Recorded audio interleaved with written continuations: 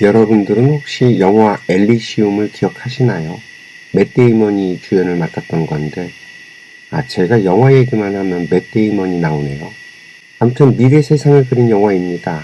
지구가 황폐해지자 그 지구 위에 떠있는 극소수의 사람들만 사는 엘리시움이라는 공간을 만듭니다. 원심력을 이용해서 중력을 만들고요. 또 지구보다 훨씬 좋은 공기에 모든 것이 완벽해 보일 뿐만 아니라 과학기술이 정점에 이르러서 모든 병을 고칠 수도 있고요. 또 손상된 신체도 복원해주는 정말 지상낙원 같은 곳입니다. 반면에 지구는 열악한 환경 속에서 살아가는 대다수의 사람들이 있죠. 미래 영화들을 보면 대개가 이런 식으로 묘사를 하는 것 같아요. 극소수의 선택받은 사람들과 그렇지 못한 일반인들의 열악한 환경 속에서 그래도 자기들만의 자유를 누리며 살아가죠. 저는 이런 식의 영화를 볼 때면 그 영화를 만드는 사람들이 영매들이 아니었을까 하는 생각을 하게 됩니다. 과거에는 그 영매들이 글로써 미래의 이야기를 남겼죠. 요한계시록도 그렇고 노스트라다무스가 그렇죠. 분명히 그들은 미래의 세상을 봤습니다. 단지 그 당시 그들의 수준에서는 상상력에 한계가 있는 탓에 지금 우리가 살아가는 이 세상을 불바다로 봤다는 거죠. 그럴만해요. 밤이 되면 깜깜해야죠. 기껏해야 횃불이나 등잔불로 어둠을 밝혔어야 했으니까요. 그런 그들이 밤이 돼도 환하게 불이 밝혀져 있는 현대의 모습을 봤으니 온통 지구별이 불바다로 보이는 게 당연한 겁니다. 저는 똑같이 이 미래 세상을 만드는 영화 감독들도 분명히 미래 세상을 본 것 같아 보입니다. 그 스타워즈나 스타트랙 같은 영화들도 미래 세상에는 분명히 가능한 일일 겁니다. 아바타도 뭔가를 보고 만든 영화 같아요. 그 조지 루커스 감독도 그렇고 제임스 카메론 감독도 그렇고 다들 영감이 발달된 사람들이란 생각을 하게 됩니다. 그리고 그 좀비 영화, 그게 뭐였죠? 그래, 레지던트 이블. 저는 이 좀비 영화를 보면 현실의 복사판 같다는 생각이 들거든요. 그저 돈과 욕망이라는 본능을 쫓아서 아무런 생각도 없이 달려드는 모습이 우리들의 자화상 같지 말입니다. 정말 이제 이 생각이라고 하는 아주 고귀한 활동을 귀찮아하고 회피하다 보면 우리는 진짜 좀비가 되어버릴지도 모른다는 생각을 합니다. 아무튼 이건 이거고, 다시 우리 이야기로 돌아가서 엘리시움 같은 영화들을 만든 양반들도 분명히 미래 세상을 보긴 봤어요. 다만 그들도 현재의 사고체계로 그 세상을 이해하기가 어려울 거라는 생각이 들었습니다. 오늘은 그 이야기를 좀 해볼까 합니다. 저는 21세기가 공인의 시대라고 강조를 합니다. 현재 인류가 만들어 놓은 이 판때기 자체가 딱 공적인 세상이거든요. 제가 귀에 따갑도록 말을 했었던 미국 회사의 제품을 인도, 베트남 등에서 생산을 하고 대한민국에서 우리들이 소비를 합니다. 자유시장 경제체제라는 그 단 하나의 시스템에 의해 작동을 하고 있죠. 물론 요즘 들어서는 보호무역이 다시 대두되고 있기는 하지만 오래가지는 못할 거예요. 이미 좋은 걸 맛을 다 봤는데 다시 과거로 돌아가는 짓은 못하죠. 인간이 그러니까요. 저는 이 편리함을 포기할 만큼 대중들이 선량하다고 생각하지 않습니다. 그래서 뭔가 다른 방법을 찾아내겠죠. 그래서 제가 어제 말씀드린 그 세 개의 커다란 벨트라인을 제안드린 거예요. 그렇게 되면 서로 싸울 필요도 없고 누구 하나 손해를 보는 사람도 없이 모두가 윈윈하면서 평화로워지는 세상 말입니다. 권력자들도 만족을 하고 국민들도 만족을 하며 기업가들도 만족하는 그런 세상 말입니다. 대신 이 시스템이 작동되기 위해서는 단 하나의 선결 조건이 있습니다. 바로 우리 모두가 공인이 돼야 한다는 거죠. 이 공인이라고 하니까 대단히 어려운 일로 생각들을 하시는데 그렇지 않아요. 사실 너무 심플합니다. 오히려 너무 심플해서 이런다고 뭐가 되겠어 하실 겁니다. 일단 어저께 말씀드린 그 GLM, 즉 글로벌 리버레이션 매트릭스, 전 지구적 해방 질서가 시작이 되면서 우리는 돈 걱정이 없는 세상을 살아가게 될 겁니다. 이건 일론 머스크가 이야기하는 기술의 발전으로 AI와 로봇이 만드는 그 풍요에 의해서 돈의 가치가 떨어진다는 세상과는 조금은 다른 결이에요. 물론 풍요에 의해서 돈에 대한 집착이 놓아지는 세상이라는 면에선 비슷합니다만 우리 인간이 하는 일의 가치가 확 올라가게 될 거라는 말입니다. 이 프로젝트를 진행하면서 우리가 서로를 위해서 사는 것이 훨씬 더 보람있고 재미도 있고 좋다는 것을 사람들이 각성하게 될 겁니다. 정말 뿌듯해하고 어깨가 우쭈쭈하고 올라갈 거예요. 당장 먹고 사는 문제도 해결되지 않았던 아프리카에 그 할 일을 만들어주고 스스로의 힘으로 일어서게 만들어주면 신바람이 날 거고요. 또 그걸 보면서 우린 얼마나 흐뭇해할 건지 이건 맛을 보지 않으면 상상이 되질 않아요. 전쟁의 포화가 멈춘 우크라이나와 러시아에선 코리아에 대한 찬양을 할 거예요.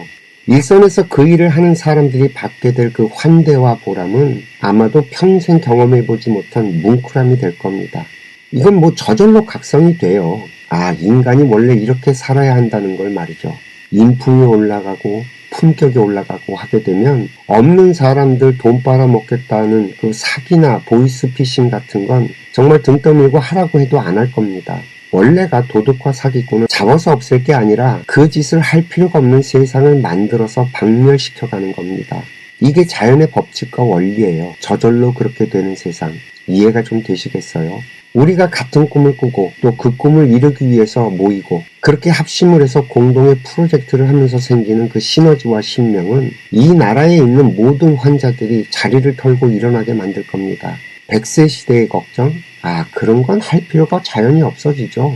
아니 몇십 년 동안 사회에서 열심히 일을 해오면서 갈고 닦은 그 기술들을 썩힐 필요가 없이 저개발 국가의 사람들에게 전수를 해주면서 생기는 그 보람을 느끼면서 우리는 먹고 살 고민과 걱정을 할 필요가 없어져요. 그리고 그 일들이 인류 평화의 초석이 된다고 한다면 어떨 것 같은가요? 지금 현재에도 그 비슷한 예가 저 아프리카에서 벌어지고 있죠. 우리나라의 그 농업기술청과 한빛부대가 남수단에서 하고 있는 그 K라이스벨트 사업, 황무지의 땅에 벼농사를 가르쳐서 황금들녘을 만들어주고 있다는 사실을 알고 계신가요?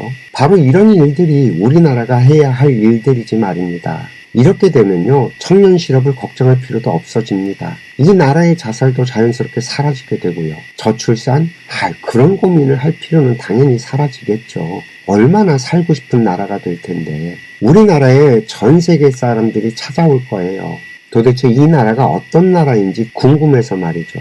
지금 현재 불고 있는 이 한류는요, 그저 애들 장난 수준에 불과합니다. 정말 진정한 한류의 바람이 불 거고요. 딱 이것만 바뀌면 됩니다. 우리가 공인이 되는 거죠. 그저 나 하나 잘 먹고 잘 사는 수준에서 벗어나서 우리가 잘 사는 세상을 만들어가는 사람이 되기만 한다면 돈 걱정은 할 필요가 없는 각자 자신의 재주와 역량에 맞춰서 그저 하고 싶은 일을 하면서 사는 세상이 곧 열리게 된다는 말입니다. 그리고 이게 인간 마인드 진화의 종착지예요. 나만 아는 생각에서 벗어나 우리를 생각하는 그 마인드. 그 마인드가 우리 마을의 수준이냐, 이 사회의 수준이냐, 아니면 이 나라의 수준이냐, 아니면 이 지구별의 수준이냐의 차이만 있을 뿐이겠죠. 기술 패권도 사실 걱정할 필요가 없어집니다. 유라시아 벨트라인을 만들면서 드니프로 강의 스마트 모빌리티, 물류 복합단지를 만들고요. 러시아의 북극 항로도 개척해서 자율주행 트럭 및 AI 기반 에너지 관리 시스템도 함께 만들어지게 되면 자연스럽게 자유물류 허브가 완성이 되면서 여기에서 만들어지는 기술들이 세계의 표준이 될 겁니다. 이 프로젝트엔 경쟁도 없죠. 우리가 만들면 그게 길이 되니까요. 정말 이제 제가 제안드리는 GLM 프로젝트에는 경쟁이 없습니다. 서로 상생만 있죠. 더군다나 미국 디트로이트 시티 재건에 한국과 미국이 연합을 하면서 이 세상의 모든 신기술은 모두 여기에서 나오게 될 겁니다. 이해가 좀 되실까요? 저는 그 영화 감독들이 봤던 미래 세상이 이런 게 아니었을까 싶어요. 공인으로 사는 사람과 그렇지 않고 자기 멋대로 사는 사람들로 나뉘는 세상. 잘 갖춰진 사람들과 흐트러진 사람들. 물론 처음에는 이 공인의 숫자가 작을 수 있겠죠. 그러나 공인으로 사는 것이 훨씬 더 쉽고 자신에게 이롭다는 걸 알게 된 사람들은 점점 공인의 대열에 합류하게 될 겁니다.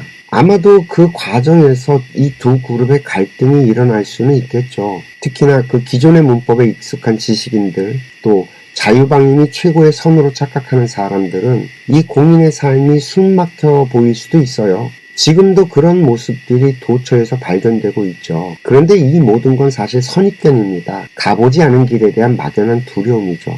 그게 되겠나 싶은 막연한 생각들이 오히려 이 신명나는 세상을 가로막고 있으니까요. 이런 심리적 저지선과 심리적 거부감이 과도기의 시기를 결정할 겁니다. 영화 감독들이 봤던 미래 세상의 모습은 아마도 이런 과도기의 모습이지 않을까 싶어요. 그리고 기존의 문법에 익숙한 사람들이다 보니까 정제되고 잘 갖춰진 세상을 디스토피아로 상상하게 만든 게 아닐까 싶은 거죠. 오히려 그 세상이 훨씬 더 자유롭고 편하고 재밌고 신명이 나는데도 말이죠. 왜? 경험해 본 적이 없으니까 도저히 상상이 되질 않는 거예요. 마치 이거는 과거의 요한과 노스트라다무스가 그랬던 것처럼 말입니다. 이해가 좀 되시겠어요? 그래서 저는 이런 세상을 엘리시움이라고 하되 그 영화에서처럼 상위 몇 프로만 사는, 그래서 폐쇄적이고 비틀린 곳이 아니라 우리가 그저 마인드만 진화 상승시키면 누구나 동참할 수 있는 오픈된 엘리시움이라고 생각을 했습니다. 이 오픈 엘리시움의 사람들은 그 누구와도 경쟁하지 않고요. 그 누구와도 다투지 않습니다. 항상 상대들이 이해가 되도록 설명을 하고 각자 자기의 자율의지에 의해 모든 것을 맡길 뿐이죠. 스스로 사적인 삶을 산다고 해도 누구 하나 지탄하거나 제지하는 사람이 없습니다. 그저 공인들끼리 재밌게 살아갈 뿐이죠. 대신 언제나 기다립니다. 동참할 사람은 누구나 환영을 하고 말이죠. 이것이 제가 상상하는 우리들의 미래 세상입니다. 오늘 이야기는 어떻게 좀 재미있으셨나요? 이해가 잘 됐으면 좋겠는데 말이죠. 오늘 이야기는 여기까지 하겠습니다. 오늘도 이야기 들어주셔서 감사하고요. 행복하세요.